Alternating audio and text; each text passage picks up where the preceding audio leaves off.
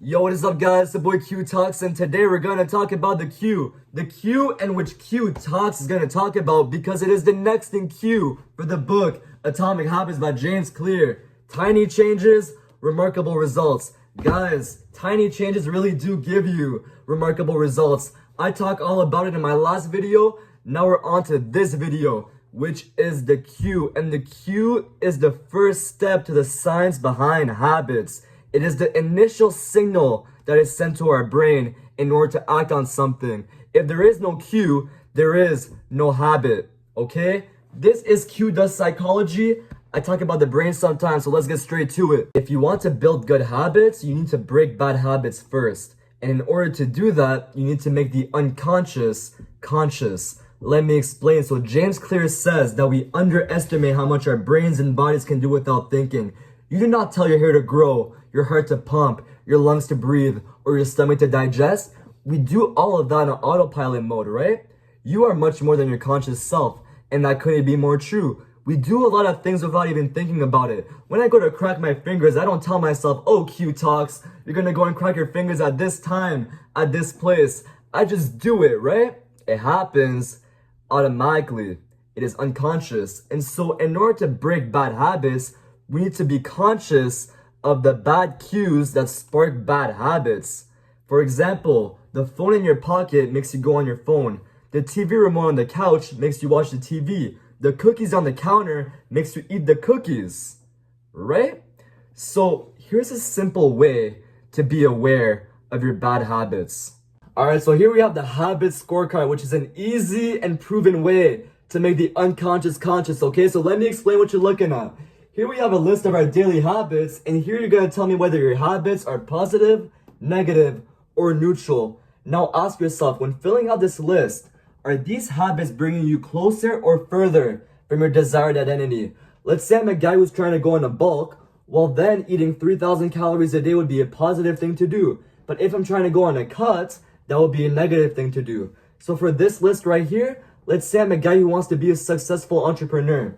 Well, I start out by waking up. That is a neutral thing to do. Everybody wakes up, you're not special. Then you go on your phone. That is a negative thing to do. Why are you going on your phone when you're trying to be a successful entrepreneur?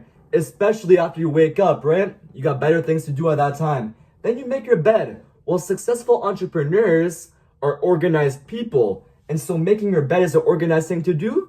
That is a vote towards your desired identity, right? Positive. Then you go to the bathroom. Everybody goes to the bathroom. Everybody needs to go to the bathroom. That is neutral. Brush your teeth. Good hygiene. Positive. Deodorant again. Positive. Good hygiene. Watching TV. Why do you need to watch TV when you're trying to become a successful entrepreneur? You need action. Negative. And so you're going to list this out for every habit that you have throughout the day. But don't worry. You don't need to illustrate it like I did. You simply have to print it out on atomichabits.com/scorecard. Okay, let's get on to the next part. All right, so now that we're aware of our bad habits, let me tell you the best way to start a good habit. Okay, so I'll explain it to you guys through a story. In 2001, researchers in Great Britain were tasked with working with 248 people, and the goal was to get them to start building good exercise habits.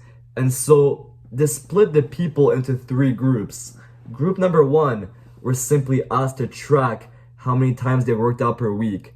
Number two were asked the same thing, but on top of that, they were given a motivational speech on why they should work out, and they were told that working out reduces the risk of heart disease and that it increases their lifespans. Group number three were told the exact same things as the first two groups, but on top of that, they were told to write down this: during the next week, I will partake in at least 20 minutes of vigorous exercise on this day, at this time, in this place. And so what were the results? Well, for the first two groups, they had the same results. Only 31 to 35% of the people worked out throughout the week. But for group three, 91% of them ended up doing a workout. So, what was the difference?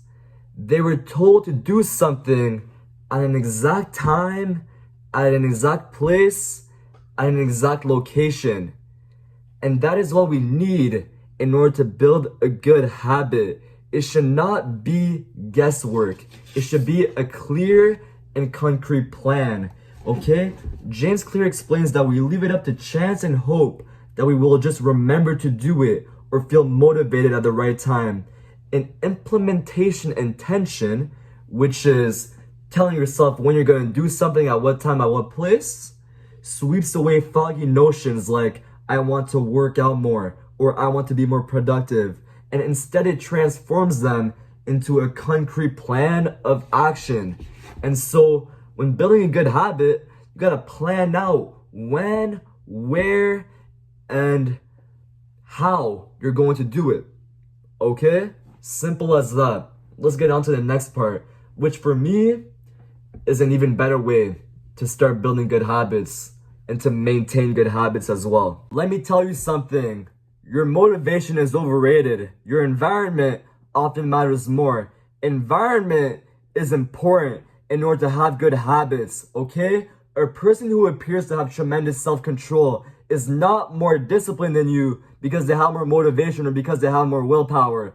They have more discipline because they put themselves in less tempting situations and less tempting environments. If I want to stop drinking, I'm going to stop going to the bar. If I want to stop smoking weed, I'm going to stop hanging out with friends who smoke weed. If I want to stop going to McDonald's, then I'm not going to take a road that goes by a McDonald's, right? That bar is about environment. That group of friends is about environment. That road is about environment, okay? So yes, perseverance, grit, and willpower are essential to success. But the way to improve these qualities is not by wishing you were a more disciplined person, but by creating a more disciplined environment. And that couldn't be more true. Let me tell you something. The human body has about 11 million sensory receptors. And of those, 10 million are directed to sight. For this reason, a small change in what you see can lead to a big shift in what you do. That is why 90% of people often recover after rehab, but as soon as they get back home into that bad environment, they get addicted again. Environment matters. If I have a history of procrastination in my room, then I'm not going to study in my room. I'm going to study in a cafe where there are productive cues. My room has unproductive cues because I have a bad history here. I hope that makes sense, okay? And I hope you guys learned something. So, implementation intention. Give yourself a time, a place, and a how for what you're gonna do when it starts to building a habit. And make sure you have a good environment. If you wanna break a habit, then don't go in a bad environment. Make the thing invisible or make it obvious. That is what matters when it comes to producing good and negative cues. Okay? So that was Q Talks. I hope you guys learned something. And I hope you guys stay tuned for next video where I talk about the cravings. Q Talks is out.